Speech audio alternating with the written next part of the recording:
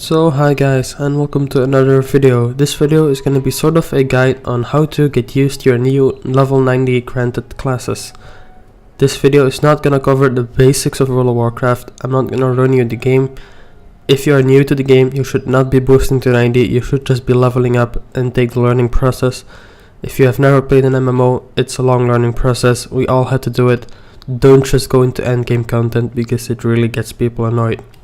But for those who did already play the game and have a lot of experience at it, this is going to be sort of a tutorial on how you can get used to your new classes and how you should go into learning them.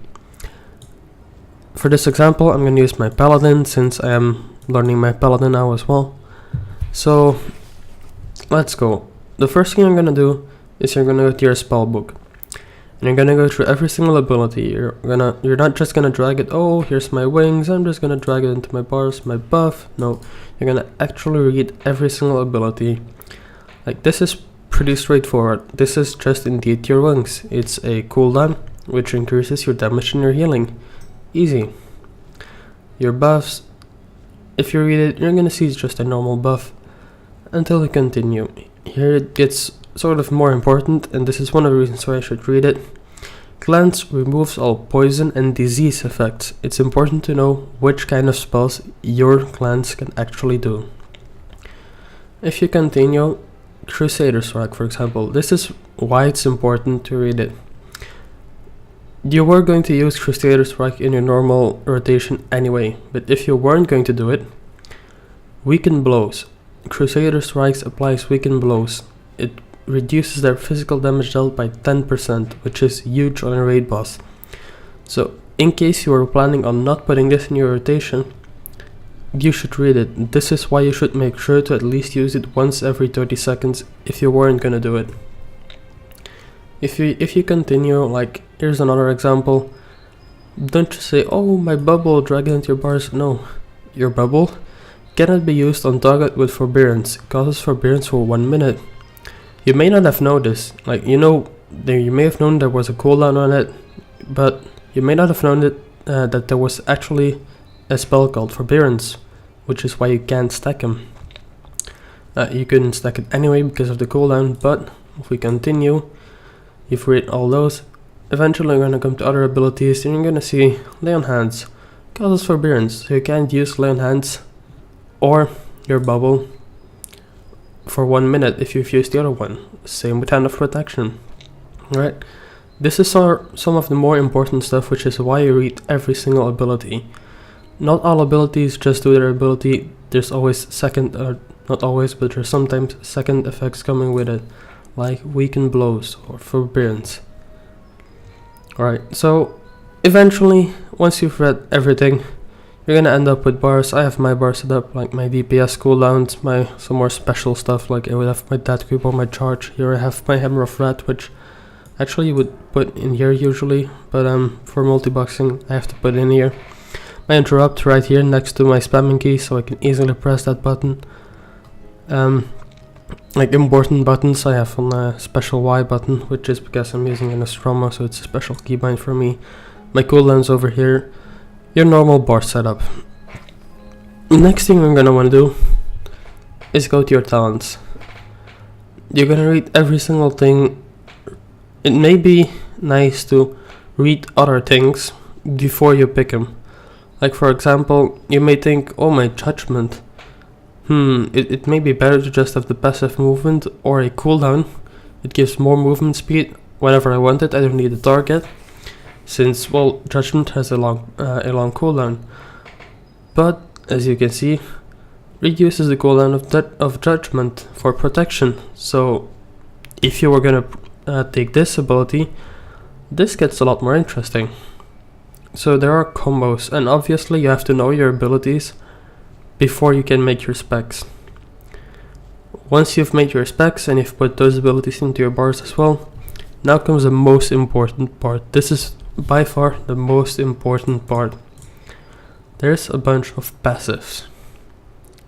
Passives which, well, who reads them? Who cares? Everybody should care. This is what makes or breaks your class. This is what makes you good. If you know these passives and you know what they're doing, it becomes so much better, or you become just so much better at playing your spec, making your rotation. You have to know what your passives do. There's like really important stuff in here. If you actually go through it and read everything, you will notice there's really important stuff in here. For example, your judgment hits grant 1 charge of holy power and cause a physical vulnerability effect. Holy power, well, we know, but the physical vulnerability effect, not too many people know that. And it actually weakens the constitution of an enemy target, increasing their physical damage taken by 4% for 30 seconds. That's pretty much a 5% DPS buff for the whole raid. It is really important that you know that. Like, Judgment is an ability which you may not really be spamming in your rotation, depending, like, if you have wings, you're gonna be spamming your Hammer of Wrath and stuff. But do your Crusader Strike for the weakened blows, do your Judgment for the physical vulnerability, before you do anything else, like before you pop your wings and go into Hammer of Wrath spam. Like, they change it now. Some things like the physical vulnerability was actually mentioned here, but there are passives in here which, like, they're not mentioned. For example, on Hunters, there's like I remember being attack speed buffs, or haste buffs rather. For Druids, there's like interesting passives, like your Spirit now brings intellect for a boomkin or something, or no hit. I mean, that's important stuff which you need to know about your class. It is really important to read every single passive and know what every single one of them does. So once you're done with that, you're good to go. But with good to go, I mean good to go practice. We have dummies. Use them. Make sure to practice on dummies before you actually go into anything. Like, look at your DPS meter. Are you doing good? Practice your cooldown rotation, your pulls.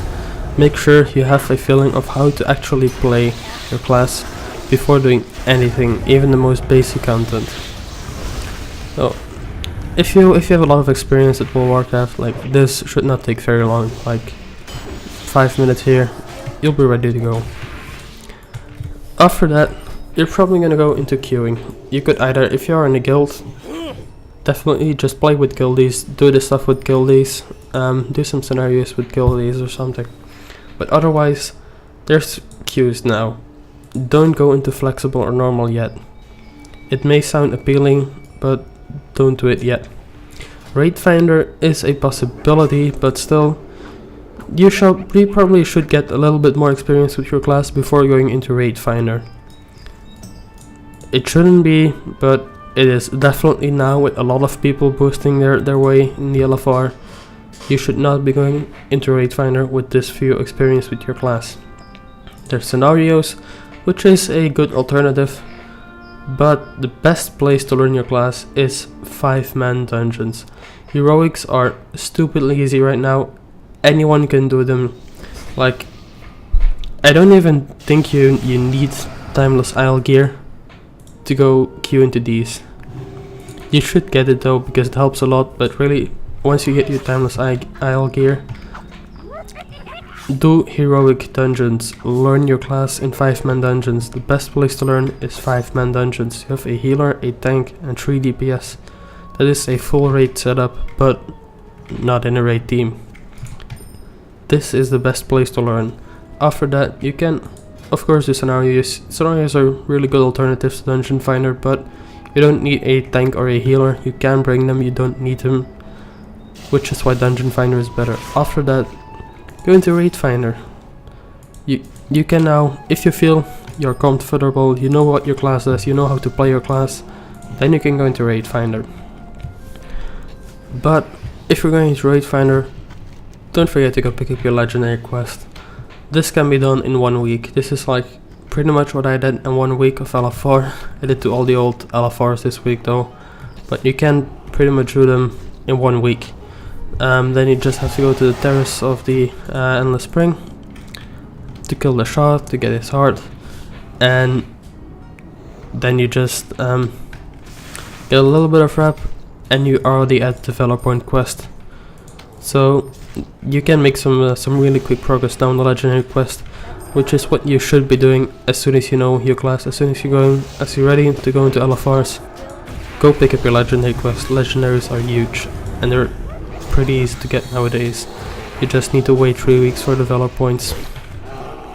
So that's it. I hope this guide helped you. If you want any other guides, let me know. I could make some guides for people who are new to the game and how they should learn the game, what they should do, how they can learn it faster. But please don't just grind up to level 90, go into LFR, go into flex once you have the gear. Don't do that. People have learned a lot of this game to get this far. You're just messing people up by just grinding to 90 and going into there not knowing what to do. The stuff I've seen in LFR, like the last weeks with the grinded 90s, is absolutely insane. People would just have no clue about the game. Tanks pulling with like not even half a raid in here. It's crazy. Please don't be one of those guys. Learn your class and don't grind to 90 if you haven't played the game yet. I can also do some class specific guides if you want, so yeah, let me know in the comments if you want class specific guides as well, since I have quite a lot of vaults and I can pick up classes really easily. So that's it. I hope you liked the video. Thanks for watching, and I'll see you all in the next video.